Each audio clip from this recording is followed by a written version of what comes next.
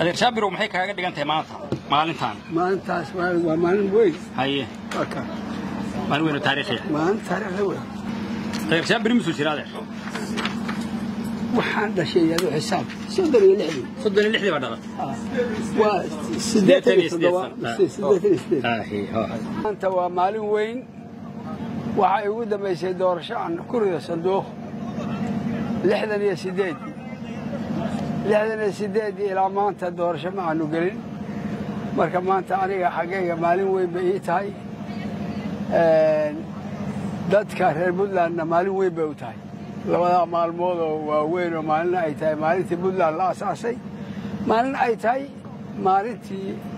Allahu musta'an maanta ah oo woodku ka bilowday Puntland daa bilowda wixii wanaagsan magartay dowladnimada naga bilowday